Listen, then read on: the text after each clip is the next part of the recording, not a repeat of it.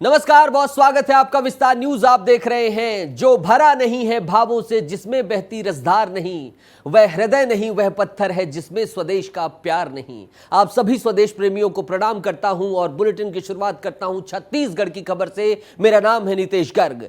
छत्तीसगढ़ में मितानिनों के लिए बहुत अच्छी खबर आई है, जहां सीएम विष्णुदेव साय ने मितानिनों को बड़ी सौगात दी है।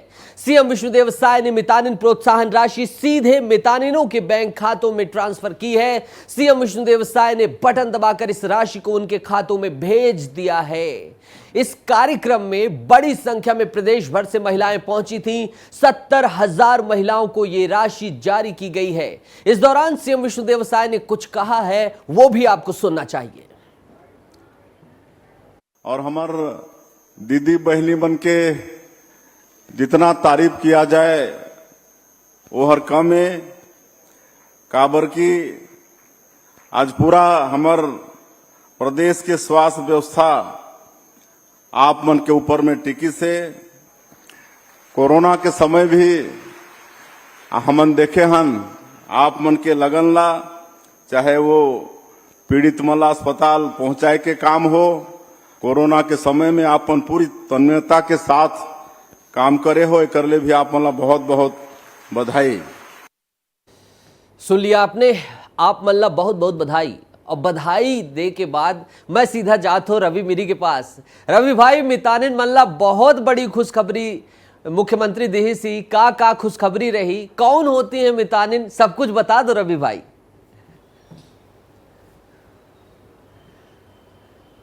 नितेश जी, बढ़िया छत्तीसगढ़ी बोलते हो आप मन भी। छत्तीसगढ़ के मुख्यमंत्री विष्णुदेव साय ने आज मितानिनों को बहुत बड़ी सौगात दी है।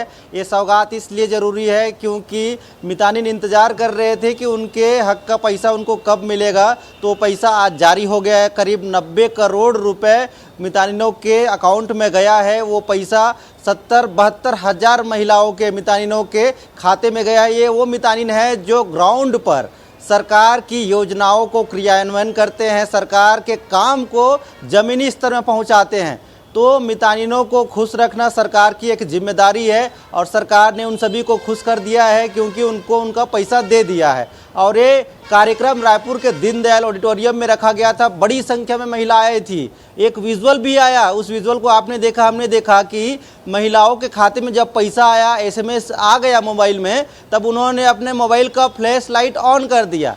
तो उनका खुशी जताने का तरीका भी था। और इसके बाद जब कार्यक्रम खत्म हुआ तो मुख्यमंत्री विष्णुदेव साय ने उन महिला मितानिनों के साथ बैठकर भोजन भी किया। तो सोचिए कि एक त्यौहार था आज मितानिनों के लिए, उनके लिए एक जश्न का त्यौहार था। और उनके पास आज पैसा गया है और मानसून की बारिश हो रही है, तो ये पैसा उनके लिए बहुत मायने रखता है, खेती किसानी के लिए मायने रखता है। इस लिहाज से उनके लिए आज खुशी का दिन था। नितेश।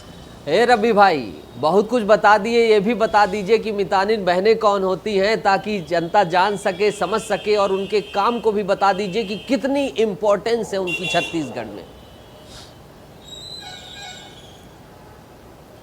देखिए, जितनी भी सरकारी योजनाएं जो आप और मैं जानते हैं, उन सभी योजनाओं का क्रियान्वयन ग्राउंड पे कोई करता है तो ये मितानिन ही होती है। अगर किसी के घर में बच्चे की डिलीवरी भी होनी है तो ये मितानिन ही उनको लेकर जाती है हॉस्पिटल और आपके घर में खुशियां लेकर आती है। ये मितानिन गांव-गांव में घूम घूम कर जो बच्चे होते हैं, जो पल्स पोलियो का अभियान चलाया जाता है, उनको बच्चों को पल्स पोलियो का ड्रॉप भी पिलाते हैं। ये मितानिन इतनी सारी काम करते हैं, इतने सारे काम करते हैं कि आपके घर से जुड़ी सभी सरकारी योजनाओं का लाभ आपको पहुंचाने के जो पुल है एक, वो ये मितानिन के जरिए से ही पूरा होता है। कमाल की बात, जो जन्म देने से लेकर तमाम कामों को करती हैं रवि। और जो बच्चे को पहली गोद में उठाकर उसकी जो चीख है, उसकी पुकार, उसकी खुशी, उसकी हंसी, उसकी मुस्कान मां को सुनाती है, वही तो है मितानिन। क्या परिभाषा दी है रवि भाई। शुक्रिया, जुड़े रहिएगा। अगली खबर में भी आपके साथ मुखातिब होऊंगा, बातचीत करूंगा। तो मितानिन का आपने समझ लिया कि कितनी उनकी इंपॉर्टेंस है। और मितानिन से ही जुड़ी खबर पर बहुत बड़ी अपडेट विस्तार न्यूज दे रहा है। सीएम विष्णुदेव साय ने मितानिन दीदियों के साथ भोजन किया है। रवि मिरी मेरे सहयोगी बता रहे थे। और बस्तर से मुख्यमंत्री के लिए स्पेशल चटनी आई थी, वो भी तस्वीरें दिखाएंगे आपको। जयमनी दीदी ने मुख्यमंत्री के लिए चटपटी चापड़ा चटनी लाई, लाल भाजी, जिमी कांदा, मुनगा की सब्जी, इडहर कड़ी का चखा स्वाद, ये सारी चीजें हुई। यानी लाल भाजी भी सीएम ने खाई, जिमी कांदा भी खाया, मुनगा की सब्जी भी खाई और इडहर कड़ी का भी उन्होंने स्वाद चखा है। इडहर कड़ी क्या होती है, जब आप जाएंगे, जब आप आएंगे छत्तीसगढ़ में, तब आप समझेंगे कि आखिर इडहर कड़ी क्या होती है। बहरहाल आगे बढ़ता हूं, क्या कुछ चल रहा है वो तो बता ही दिया। ट्रैफिक व्यवस्था को लेकर भी सीएम ने जो है बहुत बड़ा निर्देश दिया है, बहुत बड़ी इस व्यवस्था में सुधार की पहल की है। छत्तीसगढ़ में ट्रैफिक व्यवस्था को लेकर सीएम विष्णुदेव साय ने बड़ा बयान दिया है। उन्होंने कहा कि ट्रैफिक नियमों का उल्लंघन करने वालों पर अब कड़ी कार्रवाई की जाएगी। साथ ही उन्होंने कहा कि आज 15 नए इंटरसेप्टर वाहनों का जो है फ्लैग ऑफ किया जा रहा है। ये सभी इंटरसेप्टर वाहन आधुनिक सुविधाओं से लैस रहेंगे। सीएम विष्णुदेव साय ने कहा कि नए इंटरसेप्टर वाहनों से सड़क दुर्घटनाओं में कमी आएगी। सुनिए। आज इस ऐतिहासिक क्षण में हमारे प्रदेश के उप मुख्यमंत्री और गृह मंत्री जी वो मौजूद रहे, हमारे वन मंत्री केदार कश्यप जी उपस्थित रहे, विधायक हमारे सांसद उपस्थित रहे, महासमुंद के श्री संतोष पांडे जी और डीजी उपस्थित रहे, पुलिस डिपार्टमेंट के सभी अधिकारी मौजूद रहे। सबकी उपस्थिति में आज हम लोग इस इंटरसेप्टर गाड़ियों को फ्लैग ऑफ किए हैं। इंटरसेप्टर वाहन रोकते हैं आपको तेज भागने से, यही कुछ है वाहन। और अब मेरे रवि वीरी सहयोगी जुड़ेंगे और बताएंगे कि रवि, इससे पहले क्या प्रणाली थी, ये इंटरसेप्टर वाहन कैसे इंट्रोड्यूस किए गए, अब ये किस तरह से ट्रैफिक व्यवस्था को मजबूत करेंगे।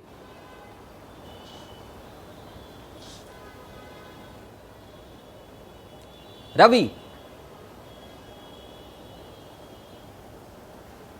जी नीतेश देखिए, आज जिन इंटरसेप्टर वाहनों को लॉन्च किया गया है, जिनको सड़कों में उतार दिया गया है, इनकी खासियत समझने के लिए एकदम आसान भाषा का इस्तेमाल मैं करता हूं। जैसे हम न्यूज़ चैनल वाले हैं, हम ओबी वैन लेकर घूमते, इसमें पूरी सुविधाएं होती है, वैसे ही पुलिस विभाग की एक गाड़ियां हैं जिसमें कैमरे लगे होते हैं, इसमें फर्स्ट किट के डब्बे होते हैं और इसमें ये तमाम व्यवस्थाएँ होती है जो त्वरित रूप से एक्शन में लाया जाए। जैसे हेल्थ डिपार्टमेंट में एम्बुलेंस होता है, वैसे ही पुलिस विभाग में ये गाड़ियां काम आएंगी, इंटरसेप्टर वाहन, जो सड़कों में जो गाड़ी अनियंत्रित होकर गिर जाती है, एक्सीडेंट हो जाते हैं, लोग चोटिल हो जाते हैं, तो ऐसे गाड़ी जो ड्रिंक एंड ड्राइव करते हैं, जो गाड़ी ओवर स्पीड चलाते हैं, इन सभी गाड़ियों को ये ध्यान रखेगी, मॉनिटरिंग करेगी और ऐसे गाड़ियों को रोककर इस पर कार्रवाई करने का काम है वो ये टीम करेगी। और एक टीम 24 घंटे काम करेगी, 24 घंटे सड़कों में आपको इंटरसेप्टर वाहन जो है वो देखने को मिल जाएगी। इसीलिए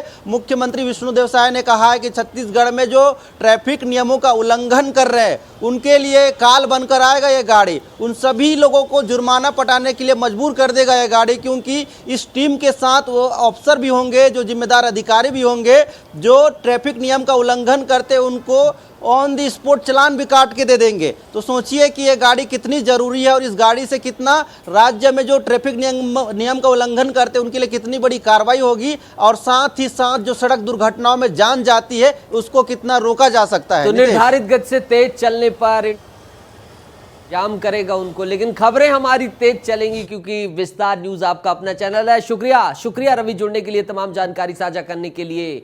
आगे बढ़ेंगे और बात करेंगे किसकी, पटवारियों ने हड़ताल कर रखी उसी की। एक तरफ शासन की ओर से राजस्व मामलों के निपटारे के लिए शिविर लगाए जा रहे हैं, तो वहीं दूसरी ओर पटवारी संघ अपनी 32 सूत्री मांगों को लेकर हड़ताल कर रहा है। इस हड़ताल की वजह से विभाग के सारे काम लटके हुए हैं, जिसमें आम आदमी आय, जाति निवास, नामांतरण सहित कई काम हैं। बहुत लोग परेशान हैं। प्रदेश में करीब 5000 पटवारी हड़ताल पर चले गए हैं। ऑनलाइन ऐप भुइयां में गड़बड़ी, संसाधनों में कमी समेत 32 सूत्री मांगों को लेकर पटवारी आंदोलन कर रहे हैं।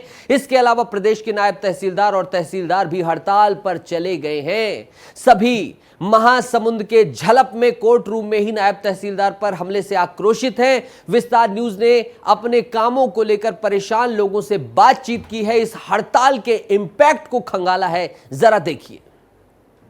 छत्तीसगढ़ में ग्राम स्तरीय काम करने वाले यानी पटवारी और तहसीलदार जो है हड़ताल पर है, अनिश्चितकालीन हड़ताल पर है और इससे लोगों पे काम पे काफ़ी असर देखने को मिल रहा है। इस पर हम ग्रामीणों से बातचीत करेंगे और जानेंगे कि आखिर उन्हें किन किन दिक्कतों का सामना करना पड़ रहा है। अंदर में अभी काम चालू है और वहाँ भेजिए आरंग में ऐसे करके बोला। मोर बाबू के नाम में न आवास है, वो आवास 1 साल हो गए और मोर माँ के नाम में ट्रांसफ़र करना है, वो नहीं आए। हम लोग तहसील में मैं बच्चे का गैप सर्टिफिकेट बनाने के लिए आया था और जातीय आय मूल निवास बनाने के लिए आया था, लेकिन यहाँ पे पटवारी और तहसीलदार जो साहू जी है ना, उसका बहुत मनमानी चल रहा है और यहाँ पे लोग त्रस्त हैं और व्यवस्थापक लोग भी खादू कचरा किसानों को उपलब्ध नहीं करा पा रहे हैं। नाम में त्रुटि है तो पटवारी लोग तो हड़ताल में हैं, तहसीलदार लोग भी अभी तो सामूहिक अवकाश पर है, तो काम नहीं हो रहा है। आज अधिकारी है, मेरे तो काम तो हो रहा है, अधिकारी से कुछ बात नहीं है। तो देखिए किस तरह लोगों का कहना है कि हमें 2 दिन बाद आइएगा, 3 दिन बाद आइएगा आश्वासन दिया जा रहा है और अब देखने वाली बात होगी कि आखिर कब तक पटवारी और तहसीलदार जो है हड़ताल से वापसी करेंगे। रायपुर से दुर्गेश साहू के साथ मैं सुरभि वर्मा, विस्तार न्यूज। सरकारी योजना का घर मिलता है तो झटपट लोग बनवा लेते हैं, लेकिन एक जगह ऐसी है छत्तीसगढ़ में जहां नोटिस देना पड़ रहा है कि भैया घर का पैसा दे दिया है, प्लीज घर तो बनवा लीजिए। कोरिया जिले के सोनहत विकास खंड की यह घटना बता रहे हैं, मामला बता रहे हैं। प्रधानमंत्री आवास निर्माण ने लेत लतीफी को लेकर प्रशासन सख्त हुआ है। हितग्राहियों को 3 से 4 बार नोटिस थमाने के बाद भी प्रधानमंत्री आवास निर्माण में लापरवाही सामने आ रही है।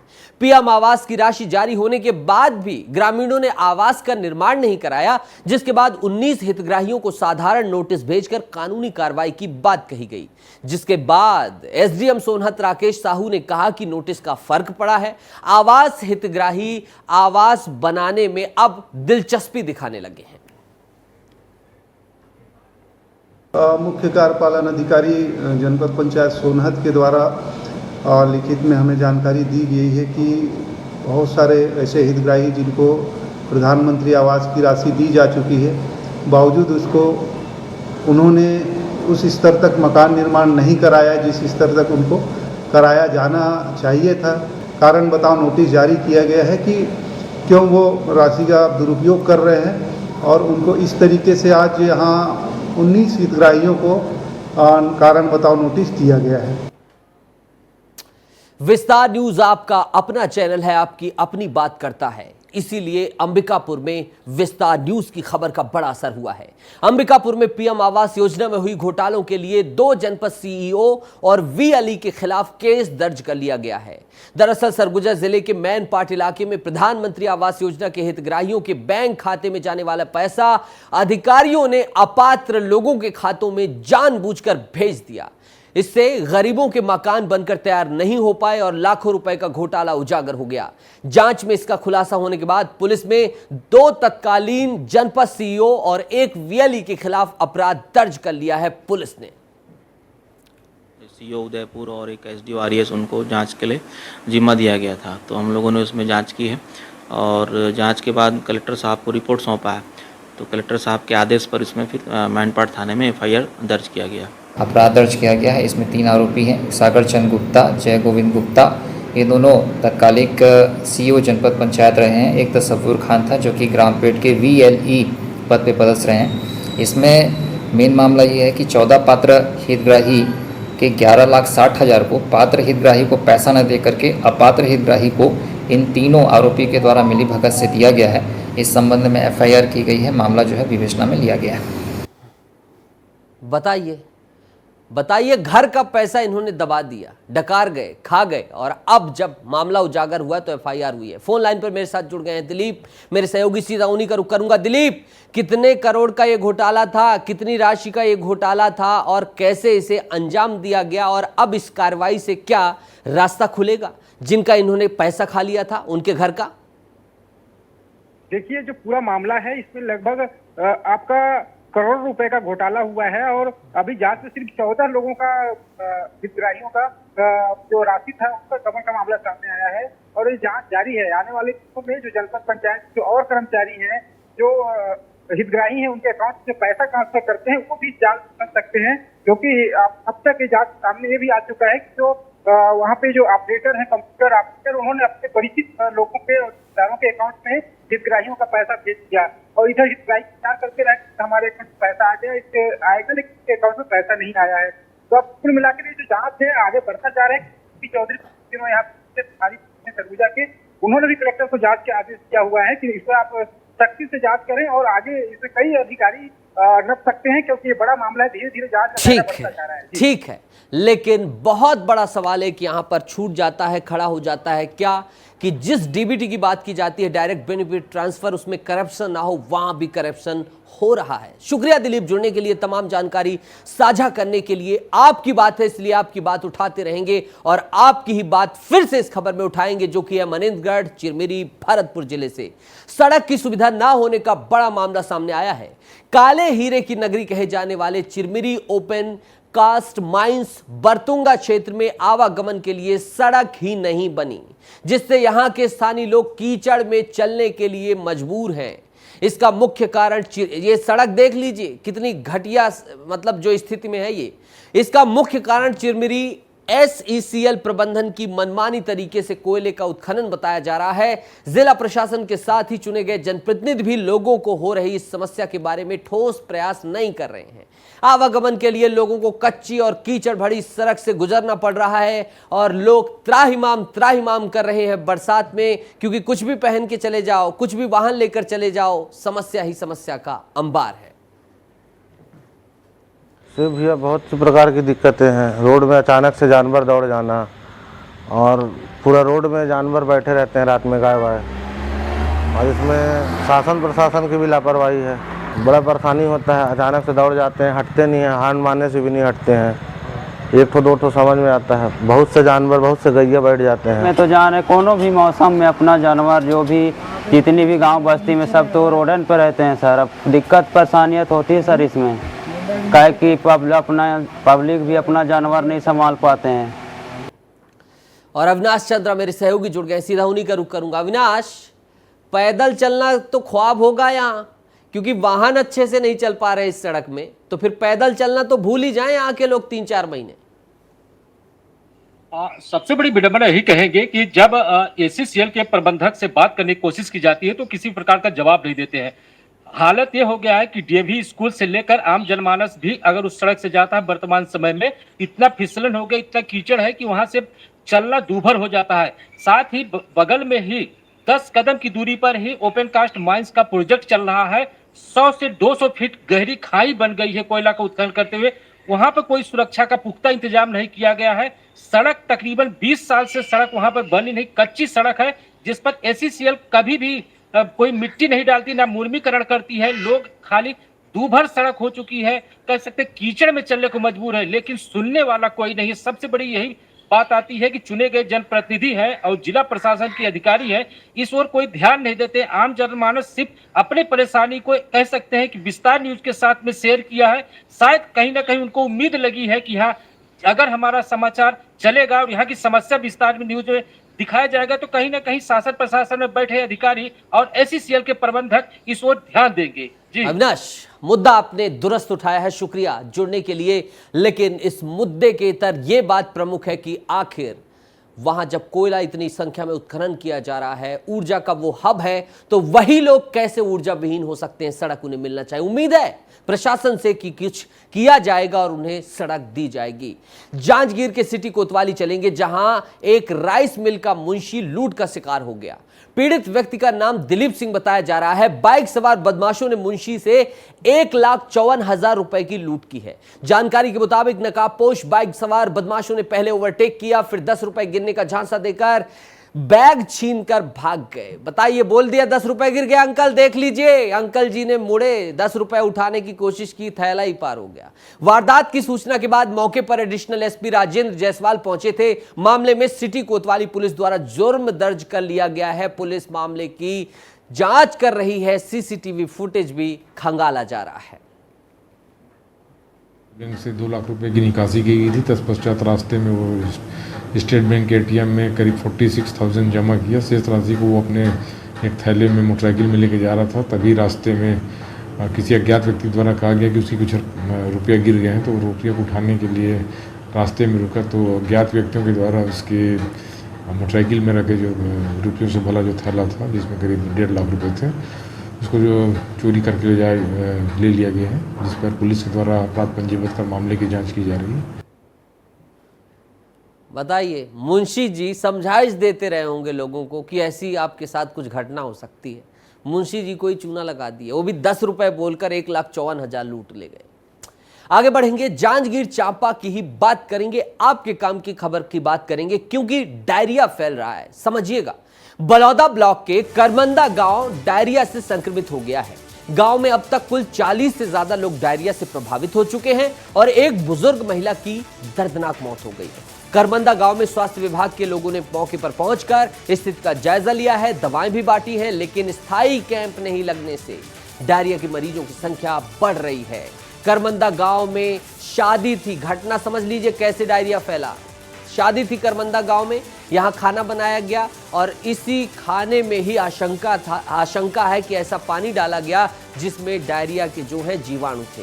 दूसरी ओर जिला प्रशासन जांजगीर में भी मौसम बदलने के बाद डायरिया के मरीजों की संख्या बढ़ गई है। अचानक से 30 से 35 लोगों को डायरिया का प्रकोप हुआ। उसमें से एक पांचों बाई नाम के महिला है, उसकी मृत्यु भी हो गई है और कल कैंप लगाया गया था। आज भी डॉक्टर लोग गए हैं, बट आज भी करीब 7 से 8 लोग हॉस्पिटल CSC और PSC को भेजा गया है और लगता है कि प्रदूषित पानी और भोजन के हिसाब से ये दिक्कत आई होगी। प्रकाश मेरे सहयोगी जुड़ गए हैं, सीधा उन्हीं के पास जाता हूं। प्रकाश, गोली गट्टा देके स्वास्थ्य विभाग के कर्मचारी निकल लिए, कैंप नहीं लगाया, जो जरूरी चीजें थी नहीं मुहैया कराई, जबकि एक वृद्ध बुजुर्ग जो है माँ, वो भी बीत गई हैं, गुजर गई वहां। जी बिल्कुल, देखिए बरसात आते ही डायरिया के जो मरीज हैं वो बढ़ते जा रहे हैं और स्वास्थ्य विभाग जो है जो स्वास्थ्य विभाग वो इसे हल्के में ले रहा है, क्योंकि डायरिया के प्रकोप के जो लक्षण आने के बाद भी स्वास्थ्य अमला जो है अलर्ट नहीं हुआ। लेकिन जैसे ही मरीजों की संख्या बढ़ती गई, स्वास्थ्य विभाग के जो अमला है वो गांव पहुंची है और यहाँ पर जो लोगों को दवाइयां भी वितरण की जाए। जो मामला है बलौदा ब्लॉक के करमंदा गांव का है, जहां 40 से ज्यादा लोग डायरिया से प्रभावित हो चुके हैं और सबसे बड़ी बात, एक बुजुर्ग महिला की मौत हो चुकी है, जिसके बाद लोग डरे हुए हैं और लगातार यहाँ मरीजों की संख्या जो है बढ़ती जा रही है। अभी 6 लोग जो है बलौदा के अस्पताल में और वहीं 10 से ज्यादा जो डायरिया के प्रभावित मरीज हैं वो जिला अस्पताल में भर्ती हैं, जिनका इलाज किया जा रहा है। फिलहाल इसमें जो अभी तक जो बात निकल के सामने आई है कि करमंदा गांव में शादी थी, इसी के जो गांव में शादी के बाद जो लोग भोजन किए उसके बाद जो है डायरिया का प्रकोप इन्हें ठीक है प्रकाश भाई बता दिया हूं घटना। प्रकाश आप फैला रहे हैं, खबरें आप फैला रहे हैं, विस्तार न्यूज को प्रकाश में कर रहे हैं, करते रहिए, कमाल करते रहिए और इसी तरह जनता के मुद्दे उठाते रहिए। उम्मीद है प्रकाश भाई आपने ये मुद्दा उठाया और विस्तार न्यूज ने इस मुद्दे को संभाला है, तो अब वहां पर कैंप लगेगा, लोग डायरिया से राहत पाएंगे। छत्तीसगढ़ के कबीरधाम में 20 जनवरी को हुई साधराम हत्याकांड में नया मोड़ आ गया है। इस हत्याकांड के तार अब आतंकियों से जुड़ गए हैं।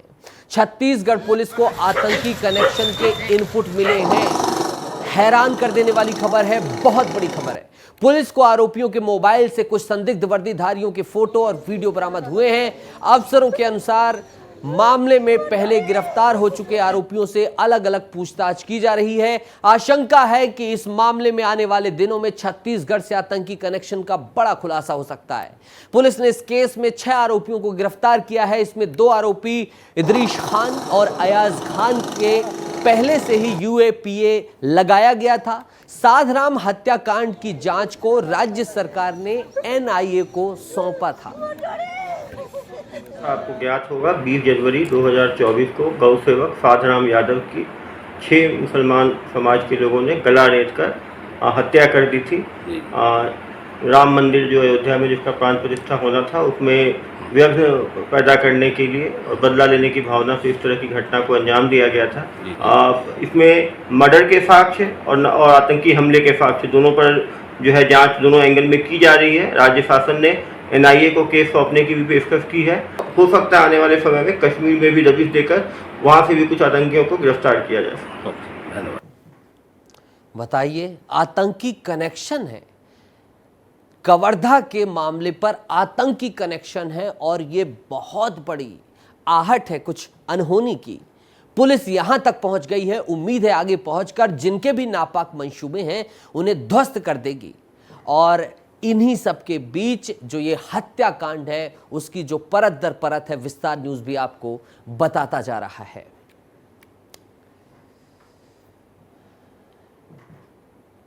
तो साधराम हत्याकांड में नया मोड़ आ गया है, आतंकी कनेक्शन जुड़ गया है और जो यहाँ के एसपी हैं अभिषेक पल्लव, उन्होंने बताया है कि राम मंदिर के मुद्दे पर अपनी भावनाओं को जो है आक्रोशित करते हुए इन्होंने साधराम का गला रेत दिया था और अब इसका आतंकी कनेक्शन सामने आ गया है। छत्तीसगढ़ पुलिस को आतंकी कनेक्शन के इनपुट मिले हैं। आरोपियों के मोबाइल से संदिग्ध वर्दीधारियों के फोटोज वीडियोज मिले हैं जो कि बहुत बड़ी चीज का अंदेशा दे रहे हैं। पहले भी कुछ लोग गिरफ्तार हो चुके हैं और अलग अलग तरीके से पूछताछ की जा रही है। हिमांशु ठाकुर मेरे सहयोगी जुड़ गए, सीधा उन्हीं का रुख करूंगा। हिमांशु, कैसे आतंकियों से इनपुट्स मिल गए? घटना बता दी है, सब कुछ समझा दिया है, आतंकियों से कनेक्शन बताइएगा। जी देखिए, जिस प्रकार से साधराम यादव की हत्याकांड का मामला खुलासा हुआ उसके बाद से तत्काल पुलिस ने साधराम यादव हत्याकांड के मामले को लेकर लगातार कार्रवाई जारी कर दी गई थी, जिसके बाद साधराम यादव के परिजनों के द्वारा विजय शर्मा के पास जाकर उनके द्वारा मुलाकात की गई थी, जिसके बाद विजय शर्मा और मुख्यमंत्री विष्णुदेव साय ने एनआईए जांच को लेकर तत्काल निर्देश दिए थे। निर्देश के बाद पुलिस हरकत में आई और हरकत में आने के बाद जो आरोपी थे, आरोपियों की पातासाजी करते हुए उनको गिरफ्तार भी किया गया है, जिसमें 6 आरोपी गिरफ्तार किए गए हैं, जिसमें एक नाबालिग आरोपी भी शामिल है। ओके, तो आतंकी इनपुट है। उम्मीद है कि ये इनपुट जो भी मिला है उसके आधार पर इनके मंसूबों को ध्वस्त किया जाएगा। बहुत बहुत शुक्रिया जुड़ने के लिए, तमाम जानकारी साझा करने के लिए। मध्य प्रदेश से एक बड़ी खबर सामने आई है, जहां बैरागढ़ में भाजपा जिला उपाध्यक्ष राम बंसल और कांग्रेस पार्षद अशोक मारण के बीच विवाद होने की बात सामने आई। एक पेड़ मां के नाम कार्यक्रम में दोनों नेताओं के बीच तीखी बहस हुई। दोनों नेता साधु वासवानी स्कूल के पौधारोपण कार्यक्रम में शामिल हुए थे। कार्यक्रम में महापौर मालती राय भी मौजूद थी। दोनों के बीच के विवाद का अब ये वीडियो सोशल मीडिया पर वायरल है। किरकिरी हो रही बीजेपी। भाजपा जिला उपाध्यक्ष राम बंसल ने आरोप लगाया है कि कांग्रेस पार्षद अशोक मारण ने भारतीय जनता पार्टी मुर्दाबाद की नारेबाजी की, तो तमाम जो यहाँ पर राजनीतिक दल थे उनकी किरकिरी हो रही है और ये मामला तूल पकड़ता हुआ नजर आ रहा है।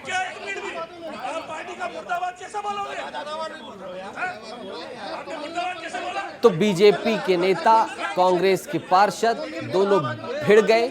एक पेड़ मां के नाम अलग रह गया और वो पेड़ लगता ही रहेगा।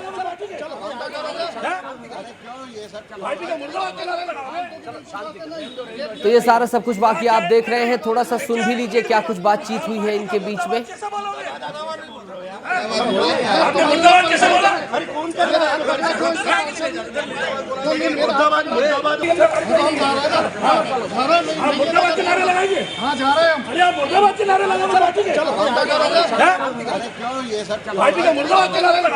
बीजेपी मुर्दाबाद के नारे लगाओगे हमारे ही कार्यक्रम में आकर?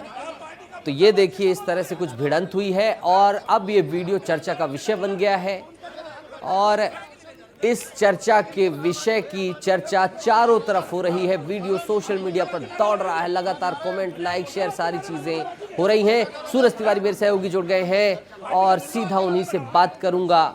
सूरज, भिड़ गए दोनों नेता आपस में, कह रहे हैं कि बीजेपी मुर्दाबाद कह दिया था। पेड़ लग पाया इस सभी लड़ाई के बीच कि पेड़ भी नहीं लग पाया? देखिए, निश्चित तौर पर नितेश, जिस तरह से विवाद का वीडियो सामने आया है, महापौर मालती राय भी मौजूद थी और बीजेपी जिला उपाध्यक्ष और कांग्रेस पार्षद दोनों के बीच भिड़ंत हो गई, इसलिए कि बीजेपी जिंदाबाद मुर्दाबाद के नारों को लेकर भिड़ंत हो गई। और भिड़ंत किस तरह से हुई वीडियो में आपने दिखाया। देखिए जिस तरह से एक पेड़ मां के नाम का अभियान चल रहा है, महापौर मालती राय भी वहां पर मौजूद थी और इसी को लेकर विवाद हुआ कि जिंदाबाद और मुर्दाबाद। मेन विवाद की वजह नीतीश जो है इन दोनों नेताओं के बीच, क्योंकि अलग अलग पार्टी के नेता पहुंचे थे, मेन विवाद की वजह यही है नीतीश की जिंदाबाद और मुर्दाबाद के जो नारे लगाने को थे उसी को लेकर विवाद बढ़ता गया। और विवाद किस तरह से बढ़ा आपने वीडियो में देखा, झूमा झपटी तक के नौबत आ गई थी नीतीश। फिलहाल महापौर मालती राय मौजूद थी, अब इसमें आगे क्या होगा ये देखना होगा। लेकिन पेड़ लगाने के बीच ये विवाद का वीडियो जिस तरह सामने आया तो कहीं ना कहीं ये मैसेज देता है कि नेताओं को अपनी जो संयम है वो बरतना चाहिए। जिंदाबाद मुर्दाबाद के जो नारे थे होते रहते हैं, लेकिन किस तरह से ये झूमा झटकी का वीडियो सामने आया, किस तरह से लड़ाई सामने आई, वो कहीं ना कहीं नेताओं में सवाल उठाती है। नीतीश, सूरज कह रहे हैं कि देखना होगा आगे क्या होगा, आगे कुछ नहीं, वीडियो वायरल होगा और फिर कुछ दिनों बाद मुद्दा ठंडा हो जाएगा। आपका भी अनुभव है। शुक्रिया जुड़ने के लिए, बातचीत करने के लिए। मध्य प्रदेश की राजधानी भोपाल से ही एक ऐसी खबर है जो लगातार चर्चा का विषय बनी हुई है। यहां कैबिनेट मंत्री रामनिवास रावत को पोर्टफोलियो नहीं मिला है। 3 दिन मंत्री की पद की शपथ लेने के बाद भी, बीत जाने के बाद भी अभी तक कैबिनेट मंत्री रामनिवास रावत को विभाग नहीं मिला। ऐसा माना जा रहा है कि केंद्र से चर्चा के बाद रामनिवास रावत को पोर्टफोलियो मिल सकता है। तो 3 दिन से कैबिनेट मंत्री बनने के बाद बिना विभाग के रामनिवास रावत अभी बने हुए हैं। शपथ लेने के 3 दिन बाद भी कैबिनेट मंत्री नहीं बनाए गए हैं। रामनिवास रावत को कोई भी पोर्टफोलियो नहीं मिला है। 3 दिन से कैबिनेट मंत्री बनने के बाद बिना विभाग के घूम रहे हैं। तो पोर्टफोलियो बहुत ज़रूरी चीज़ होती है। ये क्या होती है पोर्टफोलियो? ये होता है विभाग। जैसे मान लीजिए किसी को वित्त विभाग का पोर्टफोलियो दे दिया गया तो वो वित्त मंत्री बन गया, किसी को कुछ दे दिया गया तो वो वित्त मंत्री बन गया, गृह मंत्री बन गया। इस तरह के पोर्टफोलियो होते हैं। समझा दिया आपको। अंचल शुक्ला मेरे सहयोगी वरिष्ठ संवाददाता जुड़ रहे हैं सीधा झीलों की नगरी भोपाल से। और जैसी खूबसूरत झीलों की नगरी है वैसी खूबसूरत कुछ आपकी टी शर्ट भी है। अंचल जी, क्या हो गया है? पोर्टफोलियो अभी तक क्यों नहीं बढ़ रहा? क्या अड़चन जा रही है? क्या कहती है दिल्ली का दिल, देश का दिल दिल्ली, और क्या कहती है राजधानी भोपाल?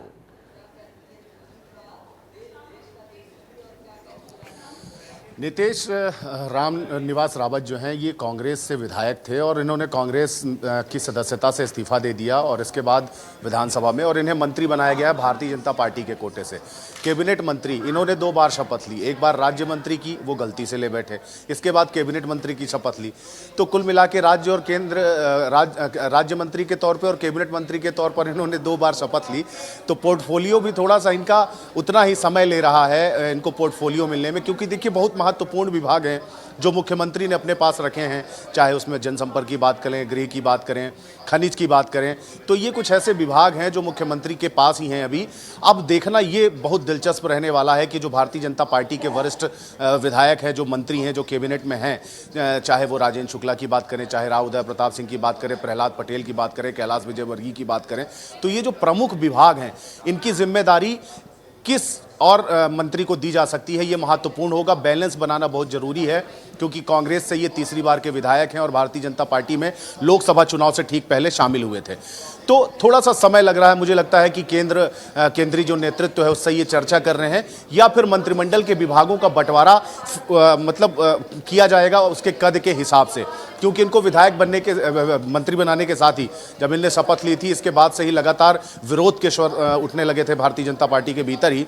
भार्गव बोल ही उठे थे कि मैं 15,000 दिन से विधायक हूँ, वह वरिष्ठ हूँ, 9वीं बार 10वीं बार का विधायक हूँ। तो ऐसे कई सारे विधायक हैं जिन्होंने विरोध के स्वर, हालांकि भारतीय जनता पार्टी में ये परंपरा नहीं है, लेकिन कुछ वरिष्ठ नेता ऐसे हैं जो कि जिनका कि दुख जो है रह के बाहर आ ही जाता है, जिन्हें मंत्री नहीं बनाया गया है। तो ऐसे कयास लगाए जा रहे हैं, क्योंकि कल अभी मुख्यमंत्री मुंबई में रहने वाले हैं, इन्वेस्टर्स समिट में शामिल होंगे, और इसके बाद मुझे लगता है कि जल्द ही विभागों का बंटवारा किया जाएगा और कुछ मंत्रियों के विभाग बढ़ाए भी जा सकते हैं, ऐसी भी सूचना आ रही है अंदर खाने से। ठीक है, अपना का बहुत बहुत धन्यवाद।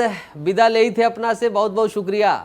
इंदौर में नाइट कल्चर बंद होगा, बहुत बड़ी खबर विस्तार न्यूज आपको बता रहा है। इंदौर में नाइट कल्चर बंद होगा। सीएम डॉक्टर मोहन यादव ने संकेत दिए थे और अब इंदौर संभाग के विधायकों के साथ बैठक इन्होंने की थी इंदौर कलेक्टर आशीष सिंह ने आदेश जारी कर दिया है। शहर की नाइट लाइफ आदेश का रिव्यू होगा और 24/7 जो दुकानों का संचालन है वो बंद हो सकता है। रेस्टोरेंट खुला होने का कल्चर बंद हो सकता है। और क्या कुछ कहा है सीएम ने, सीधा सुन लीजिए। मैं कुछ नहीं बोलूंगा, उन्होंने ही कहा है सब कुछ।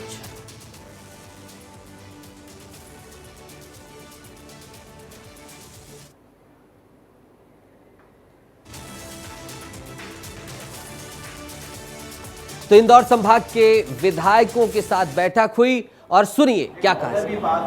हम इंदौर के सब जनप्रतिनिधियों ने बैठकर बैठक के पहले निर्णय लिया कि इसके प्रति सबकी क्या भावना है।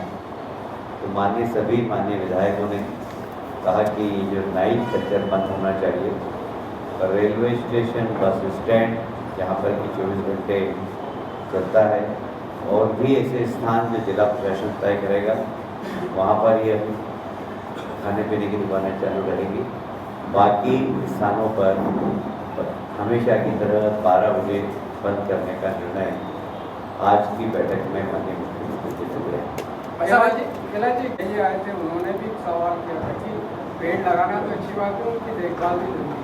तो ऐसा कोई मैकेनिज्म तैयार हुआ है कि अगर बारिश अगर ना हो तो उनकी देखभाल ठीक तरह से हो सके पूरे शहर?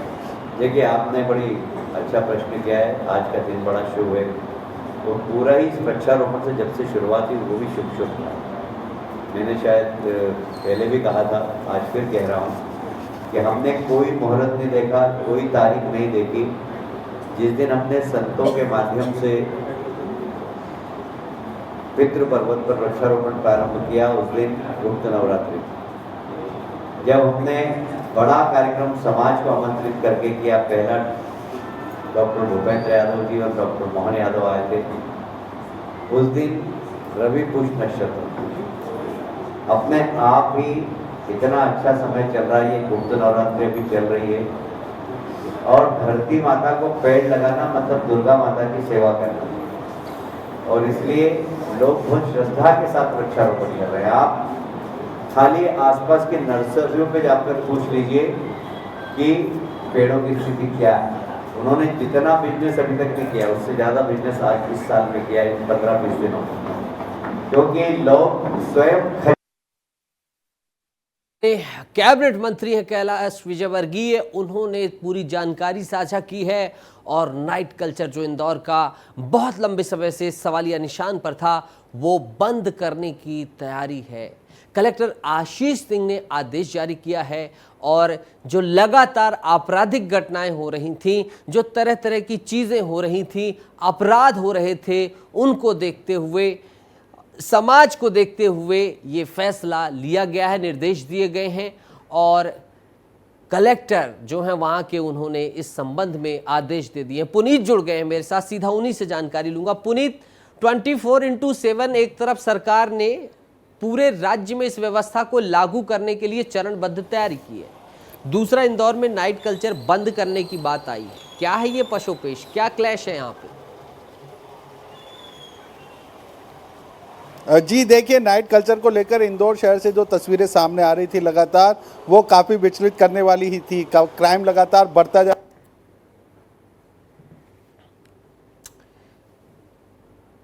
युवतियों का हंगामा, इस तरह का नाइट कल्चर इंदौर में लगातार देखा जा रहा था। इसको लेकर शुरुआत से ही कैलाश विजयवर्गीय भी अगेंस्ट थे, लेकिन अपनी ही सरकार के अगेंस्ट वो कुछ बोल नहीं पा रहे थे। अब जब वो मंत्री बन गए हैं तो इसके बाद भी सरकार ने ये आदेश लागू किया था कि जितने भी मध्य प्रदेश में नगर निगम हैं वहाँ सब जगह पे 24 घंटे बाजार दुकानें खोलने की प्लानिंग कर रहे थे। लेकिन अब जिस तरह के हालात इंदौर में बने हुए हैं, जैसी तस्वीरें इंदौर से सामने आती है, उसके बाद इंदौर के तमाम विधायकों ने आज मुख्यमंत्री से इस बात को लेकर शिकायत की थी और मांग की थी कि ये नाइट कल्चर जो इंदौर में चल रहा है बीआरटीएस किनारे, इसे खत्म कर दिया जाए, बंद कर दिया जाए। इसकी जगह पर बस स्टैंड और रेलवे स्टेशन के बाहर के जो बाजार और दुकानें हैं उन्हें जरूर खुला रखा जाने दिया जाए, क्योंकि वहाँ से यात्री गुजरते हैं, उन्हें आवश्यकता होती है ताकि वो उन वस्तुओं को खरीद सके। तो इस पर बड़ा फैसला लिया है। आज वीसी के माध्यम से मुख्यमंत्री ने कलेक्टर इंदौर आशीष सिंह को निर्देशित भी कर दिया और आदेश भी जारी कर दिया है। आदेश आदेश की कॉपी भी प्राप्त हो चुकी है। तो अब आज रात से ही यह नाइट कल्चर बंद हो जाएगा और जो तस्वीरें इंदौर शहर से दिखती थी, नज़र आती थी विवाद और उत्पाद की, वो शायद अब दिखना बंद हो जाएंगी। तो एक बड़ा फैसला है और इसको लेकर खुद मंत्री कैलाश विजयवर्गीय भी अभी हाल बोल चुके हैं, जो कि विस्तार न्यूज़ के तमाम दर्शक और आप भी सुन चुके हैं। ठीक है, सुन लिया पुनीत भाई, कैसे नहीं सुनेंगे, इतनी हिम्मत थोड़ी ना है कि आप जो सुनाए हम ना सुने। शुक्रिया जुड़ने के लिए, तमाम जानकारी साझा करने के लिए। बहुत ही अच्छी खबर आपने भेजी है, जो चिंतित थे इस नाइट कल्चर से उनके लिए। बाबा महाकाल की नगरी उज्जैन चलेंगे, जहां 2 दिन पहले 2 कार पर स्टंट करते युवकों का एक वीडियो वायरल होने के बाद पुलिस ने चालानी कार्रवाई की है। अब एक और वीडियो वायरल हुआ, जिसमें उज्जैन देवास रोड पर एक कार की बोनट पर एक युवक हेलमेट पहनकर स्टंट करता हुआ नजर आ रहा है। तस्वीर देखिए, कार चल रही है, कार दौड़ रही है, कार और तेज दौड़ रही है और ये युवक हेलमेट लगाकर और स्टंटबाजी कर रहा है। वायरल वीडियो गुरुवार रात का बताया जा रहा है। Gujarat passing Baleno car Dewas road Nagjhiri थाना क्षेत्र से देवास की ओर तेज गति से चलती हुई जा रही है। कार के बोनट पर हेलमेट पहनकर यह शख्स बैठा है और खुद के साथ औरों की भी जिंदगी खतरे में डाल रहा है। ये खतरे का खिलाड़ी तो है, लेकिन अपनी जान के खतरे का नहीं, दूसरों की जान के खतरों का खिलाड़ी बनता हुआ ये नजर आ रहा है। और इसका पूरा क्रू जो अंदर भी कार चला रहे हैं उसके साथ बैठे हुए हैं।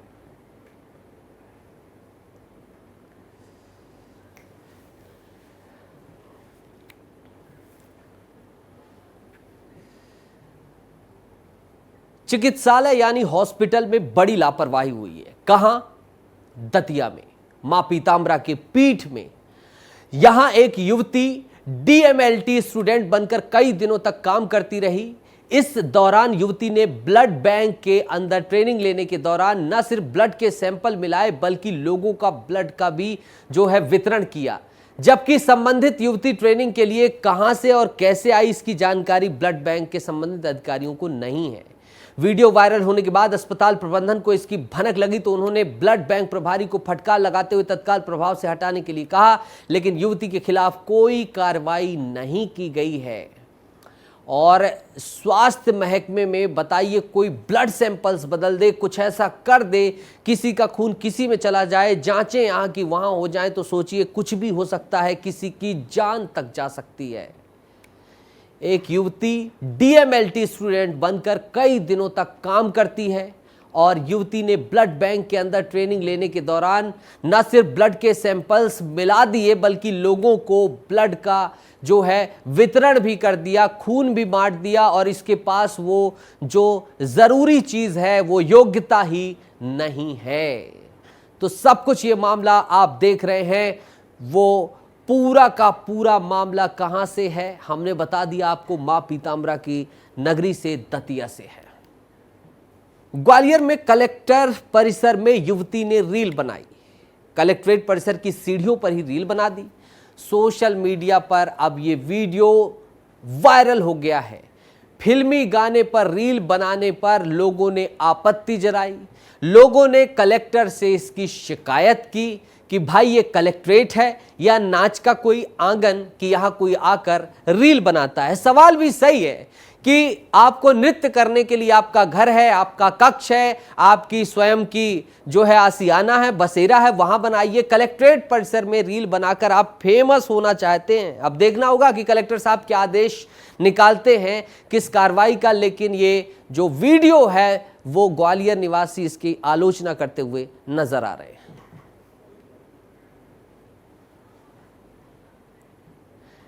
कभी कभी थोड़ी सी कठिन हिंदी बोल देता हूं, उम्मीद है कि आप उसे भी स्वीकार करेंगे। आगे बढ़ूंगा। आपने क्या है, सड़कों पर आदमियों और महिलाओं को हमेशा किसी आंदोलन का हिस्सा बनते देखा होगा, ये फिर विरोध प्रदर्शन करते देखा होगा। लेकिन आज एक ऐसी तस्वीर सामने आई है जिसमें स्कूल के बच्चों ने सड़क पर उतरकर विरोध प्रदर्शन कर दिया। ऐसी तस्वीरें अमूमन देखने को नहीं मिलती हैं तो यदा कदा ही मिलती है, और ये वही यदा कदा वाली तस्वीर। सभी बच्चे सड़क ना होने से नाराज हैं। इन्हें स्कूल पहुंचने में बेहद ही कठिनाई का सामना करना पड़ता है, क्योंकि स्कूल तक पहुंचने के लिए सड़क ही नहीं है। सबसे खास बात यह है कि यह सड़क गांव की मुख्य सड़क है। खास कहूं या दुखदाई कहूं, ये मैं भी सोचकर परेशान हूं। बच्चों को स्कूल पहुंचने के लिए डेली कीचड़ के दलदल को पार करके स्कूल पहुंचना पड़ता है। अपनी इसी समस्या को लेकर ये नन्हे मुन्ने बच्चे भरी बरसात में सड़क पर ही खड़े हो गए, जिसके चलते आवागमन भी बाधित हुआ। और इस बात की जानकारी जैसे ही पुलिस को लगी तो वो भी मौके के लिए रवाना हुए। उन्होंने समझाइश दी और उन्हें हटाने के लिए यत्न किया गया। अनिल मेरे सहयोगी जुड़ गए हैं, उन्हीं से बातचीत करूंगा। अनिल, नन्हे मुन्ने बच्चे रोड में खड़े हो गए और कह रहे हैं नहीं चाहिए हमें ये कच्चे रास्ते, क्या हुआ है? जी देखिए, पूरा मामला डिंडोरी जिले के धनुआ सागर गांव का है, जहां पर आज छोटे छोटे बच्चे सड़क पर उतर गए। वजह ये रही कि जो बच्चे हैं उनके लिए सड़कें नहीं है। अनिल भाई खबर बता दिया हूं, आप बता दीजिए कि फिर क्या किया पुलिस महकमे ने आकर? सड़क दे रहे हैं इन बच्चों को कि अभी अनिल भाई को और 2-4 बार खबर दिखानी पड़ेगी?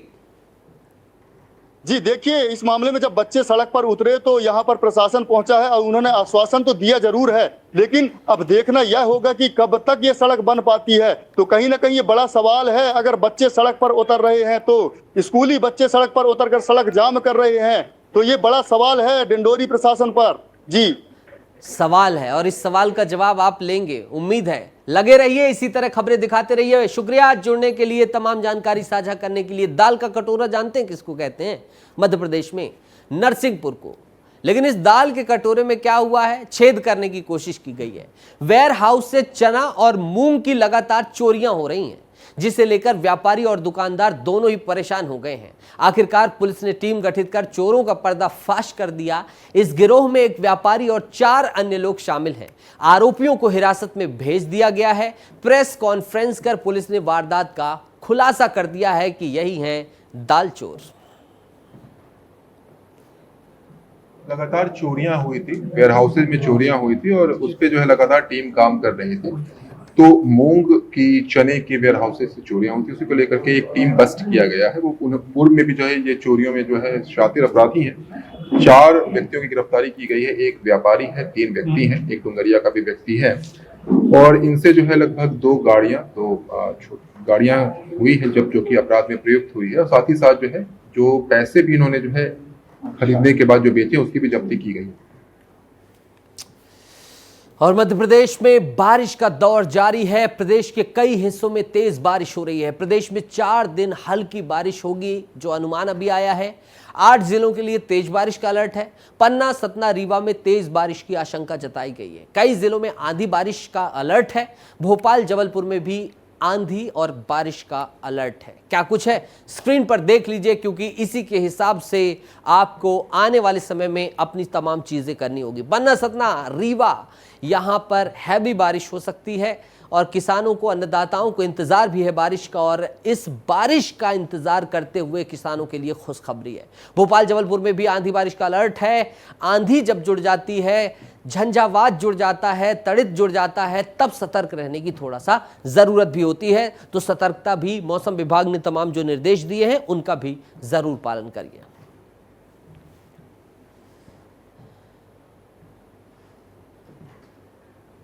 तो पन्ना, सतना, रीवा में तेज बारिश होगी और जो कई जिलों में आंधी बारिश का अलर्ट है वो अलर्ट भी दिया गया है।